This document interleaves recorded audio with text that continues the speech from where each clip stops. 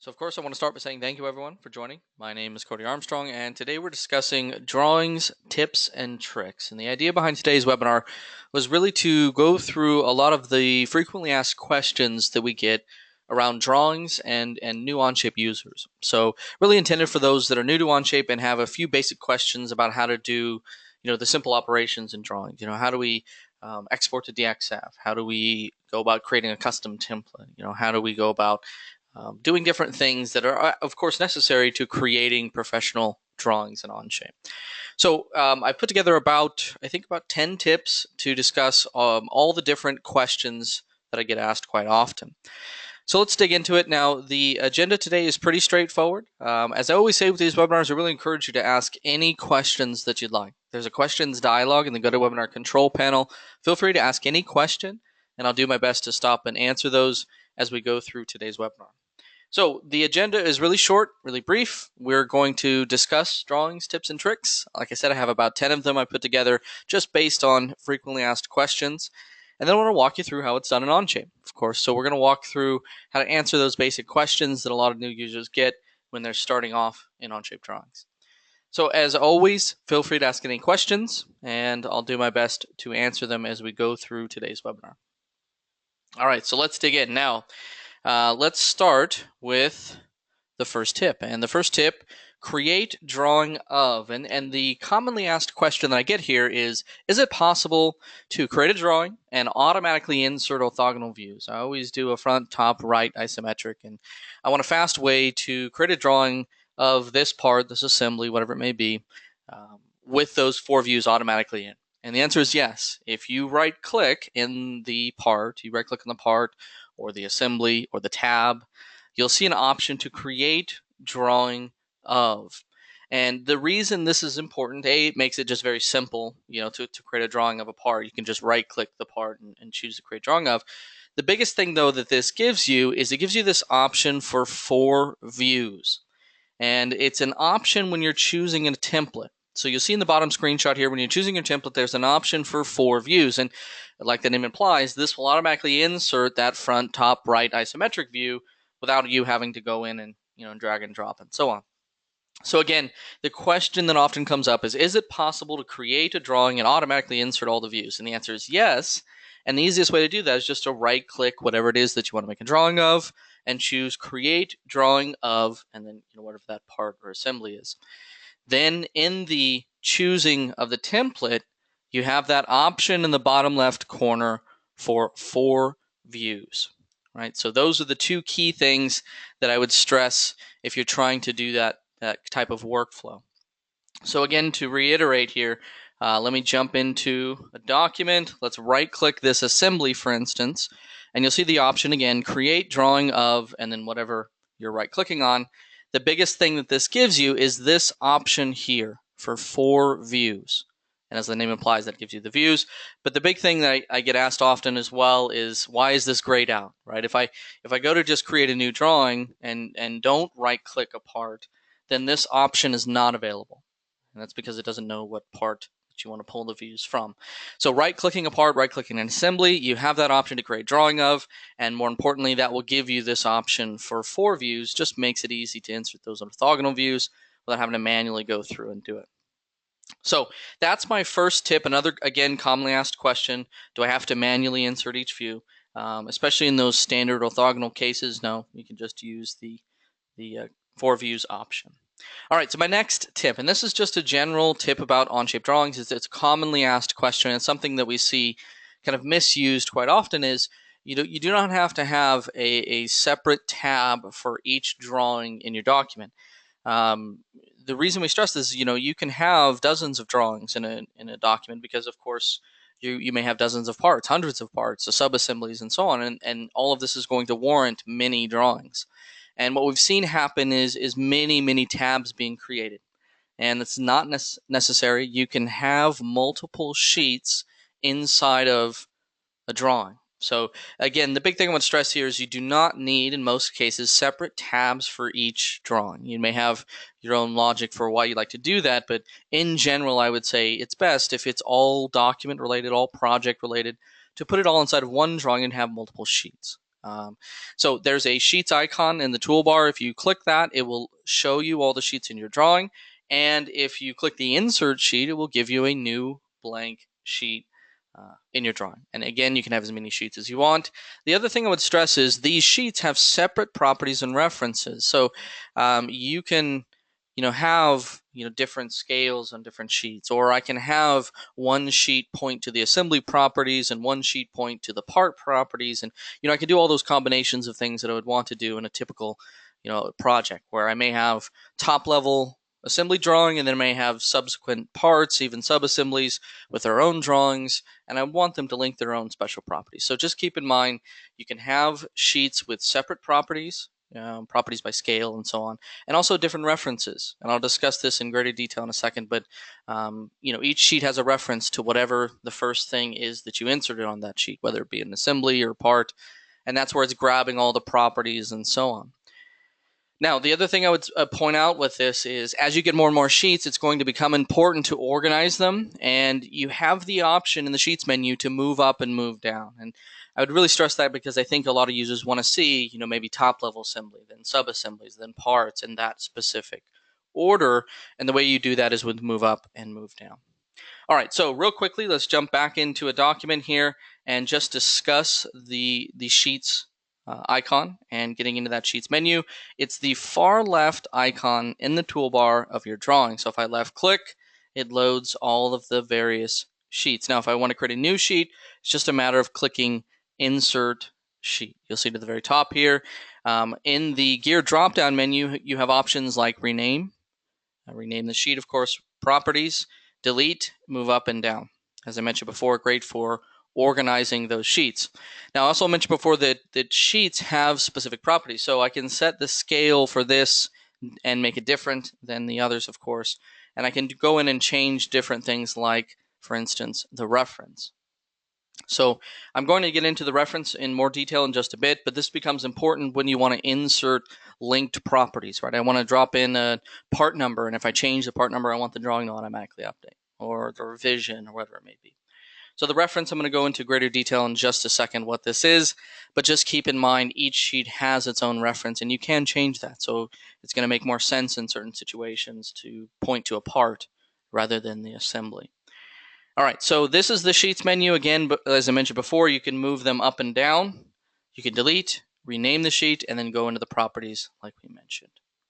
All right, so let's move on to the next tip in the list, and that is drawing properties. So the question that I get asked often here is, how do I change the text size? How do I change the units of a drawing? How do I change the number of decimal places or the decimal precision of a drawing? And all these, little settings that are, specific to that drawing, but I want to change them globally all over that drawing. And the answer to this is the drawing properties. And you'll find this icon, again, in the far left corner of the toolbar. It looks like a little wrench. And it's pretty straightforward. You get a flyout menu that pops out, and you can change any kind of settings that you want. So back in our drawing here, right next to the Sheets icon in the toolbar, you have this Properties icon. It looks like a little wrench.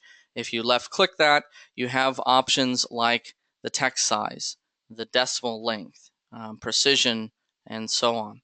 Leading and trailing zeros, another commonly asked question, can we change the style of virtual sharps? You have that option for edge extension or center mark. So you can even change to things like feet and inches, another commonly asked question. If you do real large scale design in inches, that's a commonly asked one. But you can change the length units, the font, the extension settings, lots of little settings that pertain to the entire drawing. Now, they only apply to this drawing, but if you want to change everything associated with this drawing in one place, this is the place to do it, in the properties here. So that's the properties. Again, it's the wrench icon in the top left corner. And I think the commonly asked question there is, how do I change the font size of my dimensions? Or, how do I change the decimal length of my dimensions on a global basis, throughout the entire drawing and not one at a time? And the answer is these properties. All right, so moving on to the next tip. Now, this one has recently changed. We added this ability in the last update to copy and paste with a right-click menu. And we've been able to do this in the past, but it was specific to a keyboard shortcut. You had to know the keyboard shortcut to do it.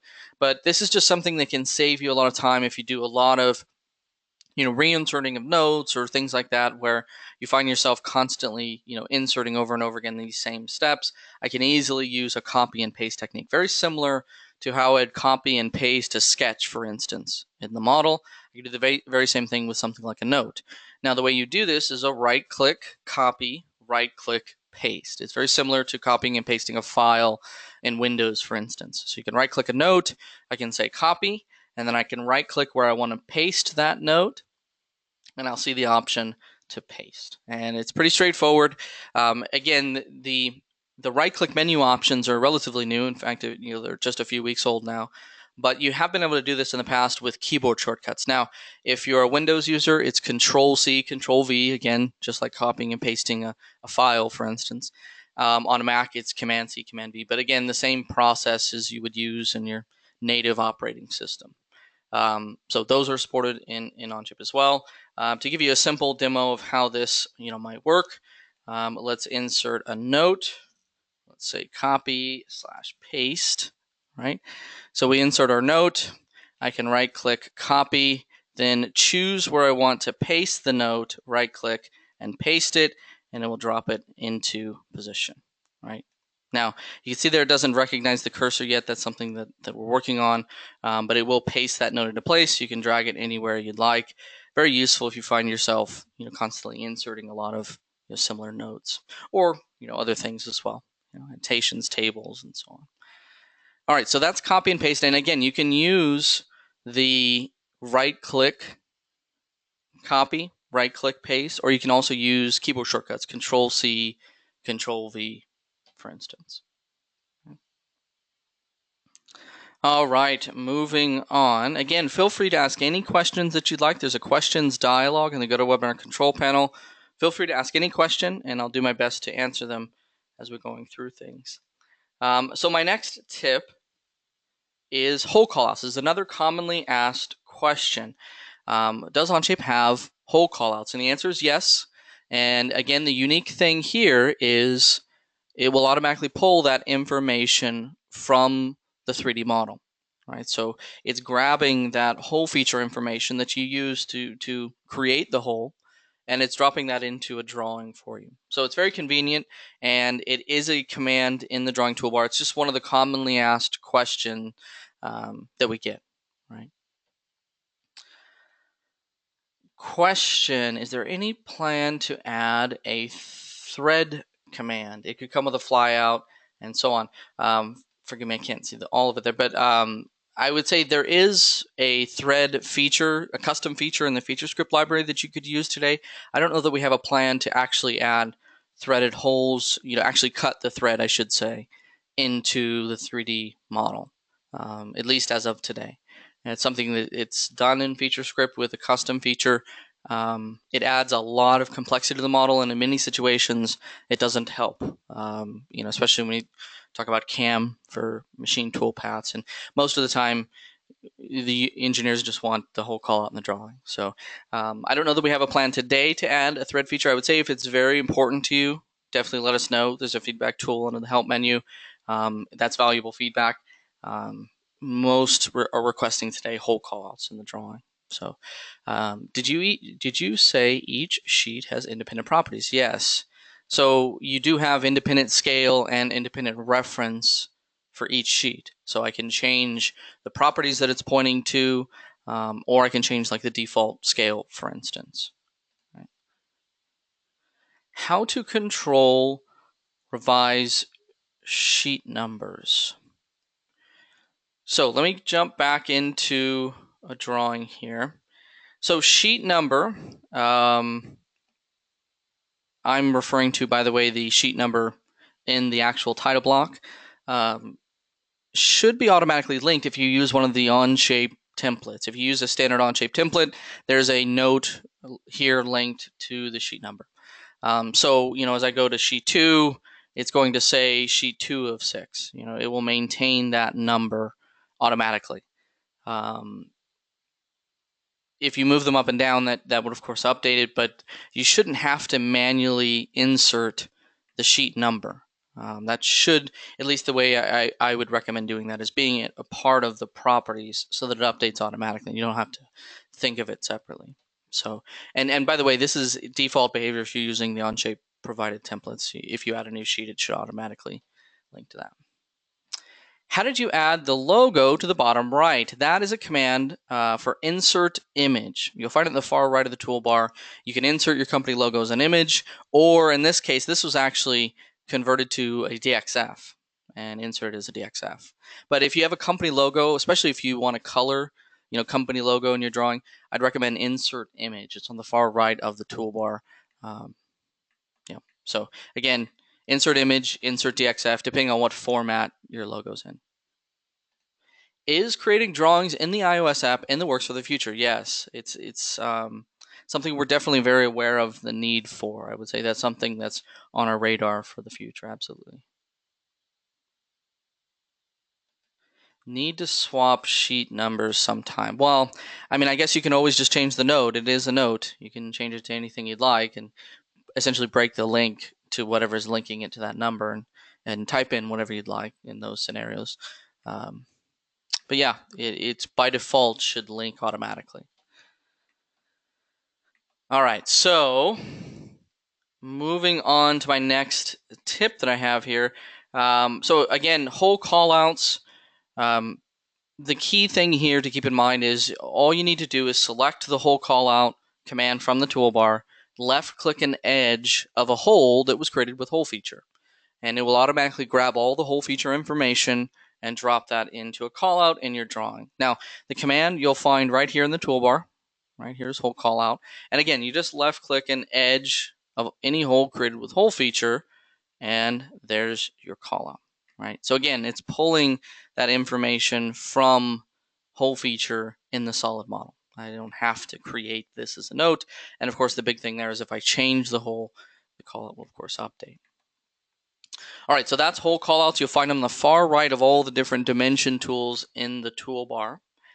Let's go on to the next tip that I have for you. Now, the next tip that I have is on the topic of the bill of materials. And the bill of materials is definitely something I could spend the entire webinar on, an entire hour just on the topic of bill of materials. And we have in the past. We've covered bill of materials specific webinars. So if you're interested, do a search for that and you'll find a recording of it. But I think I want to just in general answer the question, is it possible to insert a bill of materials into an Onshape drawing? And the answer is yes, if you're using one of the bill of materials apps available in the App Store. So there's two that I'd recommend. OpenBOM is a very easy to use app. You can find it in the App Store. It's free. You can sign up. It will automatically pull in all your data from your Onshape model, grab all the properties and so on. Create a nice, easy to manipulate bill of materials. Very versatile tool. There's also a connected cloud app that allows you to pull in all your bill of materials data into a Google Sheet. So if you're the type that likes your bill of materials in a spreadsheet, I'd recommend also, that Google, you'll see Onshape connector for Google Sheets. So the idea behind this is you have to have a bill of materials generated first. And I'd recommend either OpenBOM or the app in the App Store that connects to Google Sheets. The big thing I want to stress here is when you go to insert a BOM, you have two options. So you can see them highlighted in arrows there, BOM data and BOM apps. Now, the connector app for Google Sheets will automatically create a tab in your document for the BOM. OpenBOM will create a tab in the document with your BOM, and that's where you edit and change it. In either scenario, you got to choose that when you're inserting the bill of materials. Now, you can see here I've chosen BOM apps, and it's pulling in that bill of materials from OpenBOM. Right. So again, to stress this, let's jump back into a document here. I've got a bill of materials already generated in OpenBOM. Right. What I want to do next is insert that bill of materials into, let's say a drawing. Now, the command is pretty straightforward. You'll find the command in the toolbar on the far right here.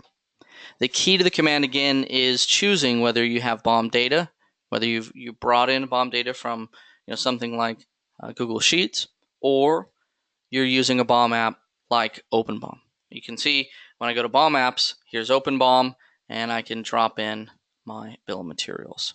Right.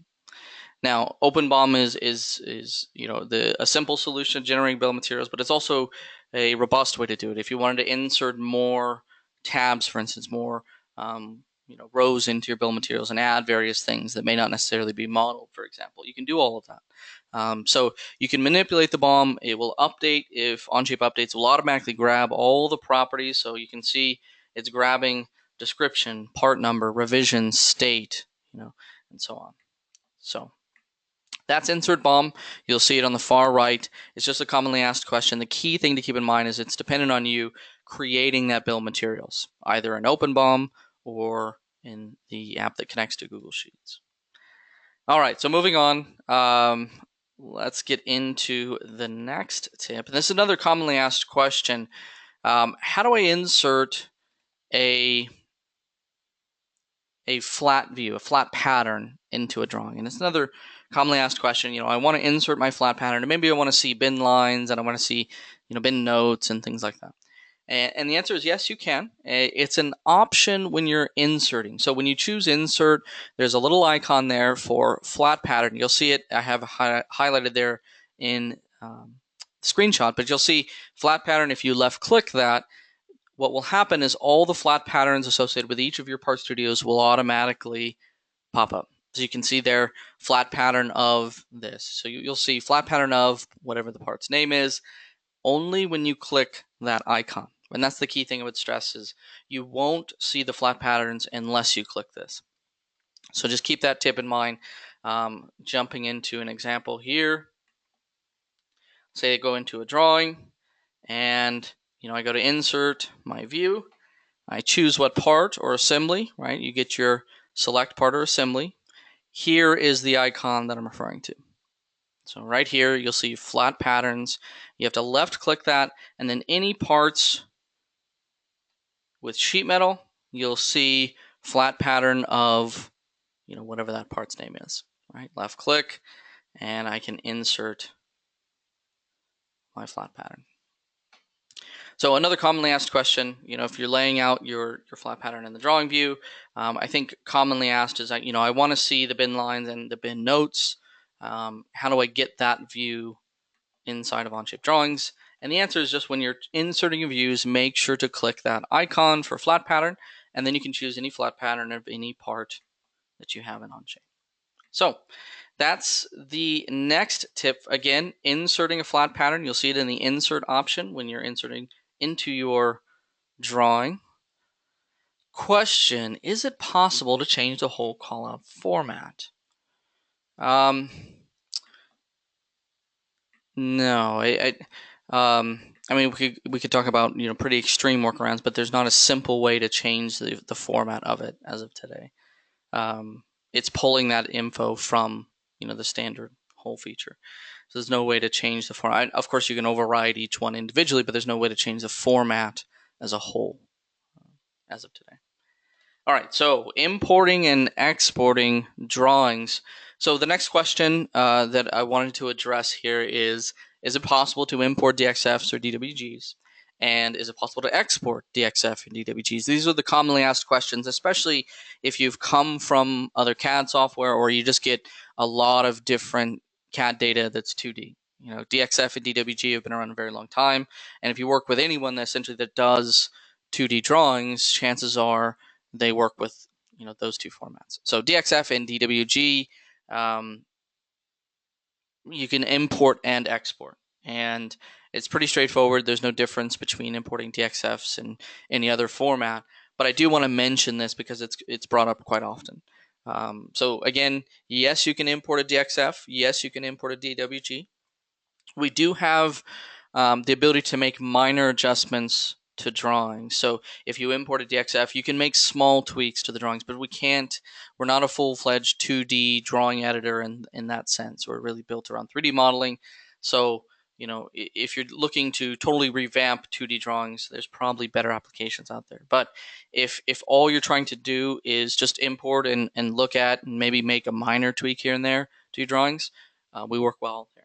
Right, so DXF, DWG for import, also for export. So if you need to send a DXF out, to someone else to have a part made, you could do that. right?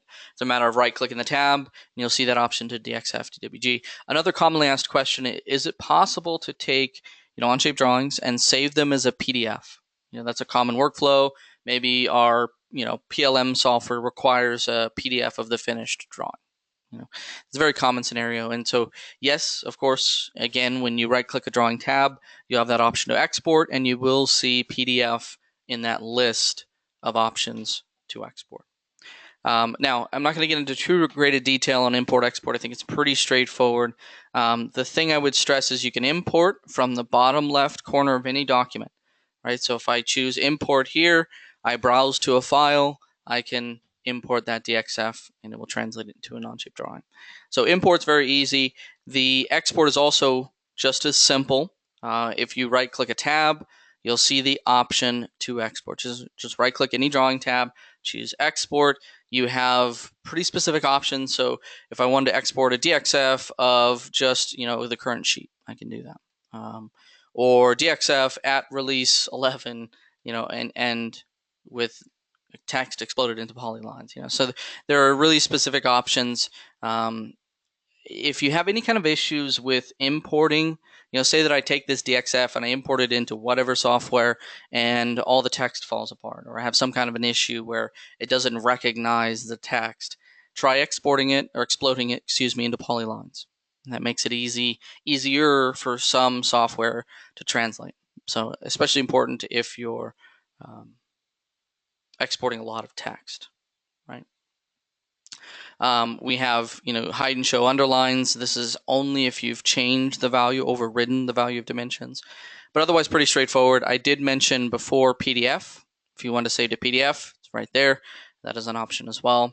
And we're going to get into this in just a second, but there's also this option for DWT.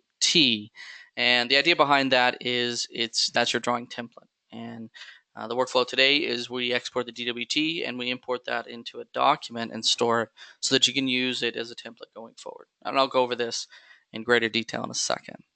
All right, so that's export. Again, just right-click any drawing tab, choose the format that you want, and hit export. Now we'll export to a file, save it on your disk, and you can send it to wherever you need to.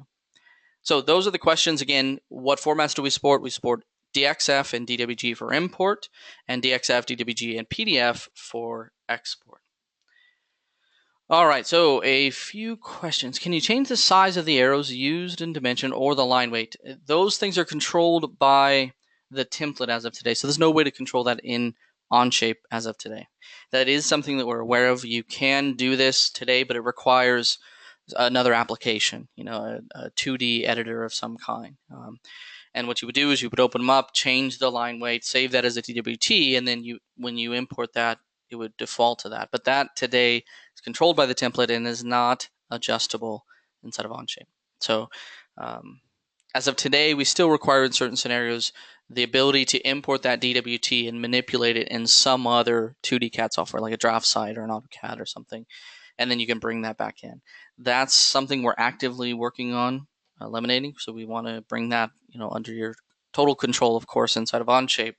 But as of today, that's the workflow. And I'll go over this in just a second.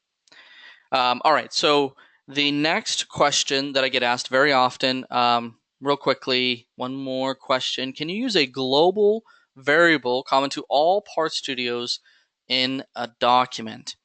The answer today is no. Right now, a variable is specific to a Part Studio. There are workarounds I've seen, like inserting a linked document and so on.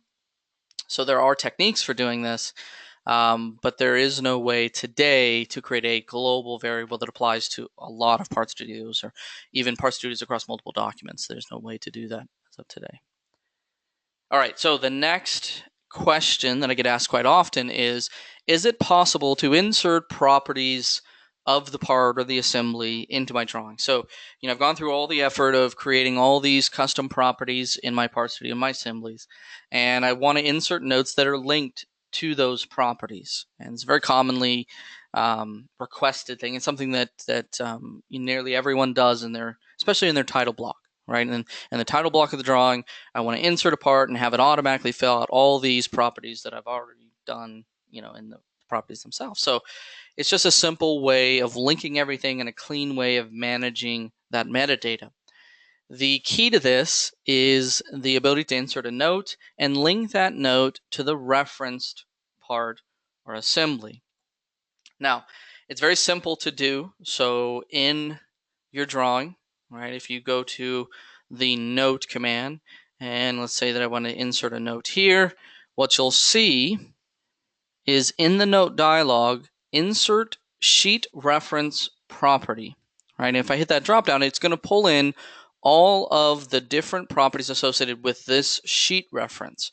Now, the reason I'm emphasizing that is because the sheet reference in this example is the assembly, but it could be a part. It's whatever that first thing is that you insert into that drawing. That becomes your sheet reference. You can change that. If you right-click the sheet and go into the properties, you can change the reference. But the question, gets asked, where does it grab these properties from? Well, it's grabbing it from whatever part or assembly is first inserted into that drawing. It's referred to as the sheet reference. So in this dropdown, you're going to see things like name, description, part number, state, right? So if I click state, hit the green check, now I have a note linked to the state of this assembly. If I change that state, this note automatically updates, right? Now the common scenario here, and you can see I've already done it in this title block, but let's say that I wanted to automatically fill out the title block. As soon as I insert a view, automatically pull in the part number, the description, the revision, all those things I want to grab automatically. You can do that just by inserting those notes, linking them in your template, right? So just keep in mind, inserting a note and then choosing that option for inserting the sheet reference property will grab the properties from whatever part or assembly that you choose to insert into. Now, I mentioned before that each sheet has its own properties, and the reason this is important is, I mentioned before, when you first insert that part or assembly, that becomes your sheet reference. So when I grab the description, I'm pulling that description. But what if I had, multiple parts in one sheet? Or what if I had a part and an assembly and I wanted to grab the properties from the part? You can choose the reference if you right-click the sheet and go into the sheet properties, right? So if I right-click the sheet and go into the sheet properties, I can say, no, look at the properties for the drive shaft, right? And it would then go in and grab all the properties from the drive shaft and not the assembly, as you can see here. So a commonly asked question, especially when we start talking about inserting those referenced properties, is how do I change the reference? And you could do that just by right-clicking the sheet, going to sheet properties, and you'll see it at the bottom here. All right, moving on. What can I do to sharpen the visual on screen? Internet, larger monitor, zoom in. I'm not sure that there's anything that you can do on your end to adjust those things. It depends on where it's at too. If we're talking about the 3D model, it could be a graphics thing where, maybe a video card might help if you don't have one, or even just a different driver for the video card. But if it's more drawings related, then it may not necessarily be graphics card. It just could be the way it's rendering. I don't know that you could do anything in those scenarios. I don't know that a larger monitor would make a difference. I would say in general, we try and balance all those factors and try and make it as fast as possible while still making it crisp. But let us know if you feel that that balance isn't right. If you find a scenario where, hey, this looks jagged and it shouldn't. We're optimizing based on a lot of different factors, and we like to catch those scenarios. So definitely let us know. There's a feedback tool, if I haven't mentioned this already, under the help menu. If you can grab, even just a simple screenshot and say, hey, this is not what I care for, we can look into that. We can look into the factors that might be accomplishing. They can tell you, we notice you're using this card or this connection dropped or whatever it may be. All right, so again, inserting properties into drawings. Again, the question there is, how do I take all that property information that I punched into the parts and the assemblies? How do I drop that into the assembly now, or excuse me, into the drawing? And again, it's all in that dropdown. Now, I didn't mention this, but just beside that, remember that drawings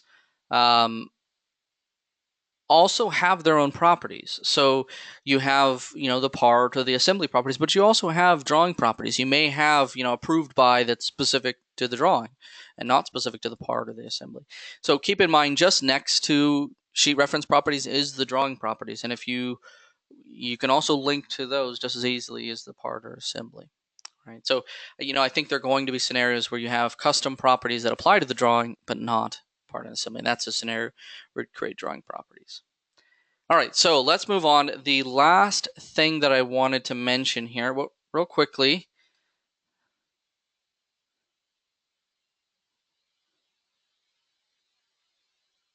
it is difficult in many cases, not impossible to dimension the edge of radius. Spherical radius, very difficult. Shift Q helps, but not for everything. Your help file shows multiple examples. Dimensioning. If Pete knows about it, I'm sure it's on our list. So I definitely appreciate the feedback. It sounds like you've already submitted it, so I'm sure you're on a list of affected users, and hopefully once we get that addressed, they'll send it out. How do you grab a screenshot? Well, I was talking about this in the context of submitting feedback. So under the help menu in the top right, you have this button for feedback. And the big thing with stress is, if you have a scenario like we were talking about where it's just not clear what's going on, maybe I don't care for the graphics, or maybe I think this is a bug, or maybe I can't explain some behavior that's going on in Onshape, and I want some kind of resolution to it. I want to give some feedback. Under the help menu, you'll find feedback, and the big thing here is it allows you to grab a screenshot. It's even a markup. I can grab a pen and point out things and use arrows, and forgive my bad markup skills here, but you can mark up the screen and then it will automatically add a screenshot if you choose to, if you're comfortable with doing this, right? So this is a tool intended for those that you may run into an issue or want to give us any kind of feedback on how to improve Onshape. So again, under the help menu, you'll find that feedback tool for our pro users. All right, so moving on. The next thing that I wanted to get into, and probably one of the more commonly asked questions that I get, is how do I work with a custom template? How do I create a custom template, or how do I import a custom template? How do I use my own template, whether I got to create it or import it? And there are a few things that I would point out. First thing I would point out is this workflow we're improving actively. So as of today, you would need to import your template as a DWT format. Now, if you've come from AutoCAD and you have a DWT file already, great. Import it into a document, you have your template. There's no additional work needed. So you can import DWTs from other CAD software and use that as your template today. Just import it into a document and you'll see it listed when you go to create a new drawing. The key here is, what if you wanted to create a custom template? How do you go about doing that today? And the thing that we're working on improving is the need to export. But as of today, you would take an Onshape provided template, maybe even sketch out your own template and drop it in, and then export that as a DWT file. Right? So you would take that, whatever that format is, export it as DWT, and import that into a document. So it's just a matter of exporting. And I've already shown you can right-click any drawing, export it as a DWT. Now, the examples I've shown you where I've imported maybe my own title block, or I've imported my own logo into my template. All I really did there was insert an image into a blank drawing and right-click, export that as DWT, and import that into a document. All right, so if all you're trying to do is take, whatever Onshape provides, maybe put in my company logo or a few custom things that we do in our drawings, do that to a blank drawing, right, with no views inserted. Right-click, export, and choose DWT, right? Save that to a file, import that into a document. I'd recommend, and this is just for organization's sake, create a document called templates or drawing templates, and then import each of your different drawing templates into that document. And then going forward, you have that option to choose that template. Now, this is something that we're actively working on, so just keep in mind the export import we hope to eliminate in the near future. But as of today, if you wanted to take an existing Onshape template and export it, tweak it, change the line weights we were talking about earlier and all those things, you can do that. Now, some settings like line weight, for example, you would take the template, export it, and open it in a 2D editor, like DraftSight, for instance. And then you can make your changes, export that as a DWT or save it if it was already, and then just import that into a document. So as of today, this does involve a separate application if you want to do a lot of changes like that, but it won't soon. So we're actively working on this area. Now, pretty straightforward in terms of the workflow. If you right-click any drawing, you create a blank drawing, make your changes to it, add your logos, whatever it is that you're trying to do. Choose Export, right? And then choose DWT, right? That will save it as a template. Hit Export. That's going to save the DWT to your local machine, and you can just import that into a document. The key thing here is once you've imported that into a document, when you go to create a drawing, you're going to see your documents listed as options under My Documents, right? So it's going to go through all your documents and find here's the DWTs that you've created. You can see my company. I have a whole bunch of company issued drawing templates here, right, for every different size. And I'm just storing them in a document called Midwest Machine Check Drawing Templates. Right. So it's a great way to distribute templates too, especially if you belong to a company and I want an easy way to give everyone the templates. Just share the document with them. And then, they can click shared with me and they can go through and find all the templates that are shared with them. So it's very easy as an admin to say, here's all my templates, everyone use these. But again, just a matter of exporting and importing that DWT, and that workflow we're hoping to improve very soon. So that's probably one of the more common questions that I get asked is, again, how do I, export that template? Right click a blank drawing, make your changes to it, right click a blank drawing, save it as a DWT, and then import that DWT into a document, and you will see it as an option.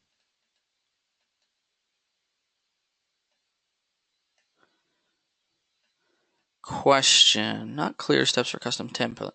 Select an assembly, export, use 2D editor, import. Correct. Yeah. So let's say you have nothing today and you want to customize one of Onshape templates. You do exactly as you say. Choose a standard template, export it. You can even make changes to it in Onshape. Let's say if I just want to add a company logo or something, I could do that in Onshape. Export that as a DWT. Make any other changes that you want in a 2D editor, and then import that DWT into a document. Yes. Parts of an assembly, I imported from SOLIDWORKS a spark plug. The white porcelain and the whole part turned black. How can I keep imported colors from changing? I don't think you're going to be able to control the imported colors of parts, and some of those don't have one-for-one comparisons to Onshape. So, for instance, the white porcelain, for instance, that's a rendering engine in SolidWorks that doesn't exist in Onshape. Right, that shows you white porcelain. We don't have a white porcelain equivalent, therefore there's nothing to render it as. So I don't know that there's going to be any control for you on that end to adjust the colors, besides, of course, changing them afterwards.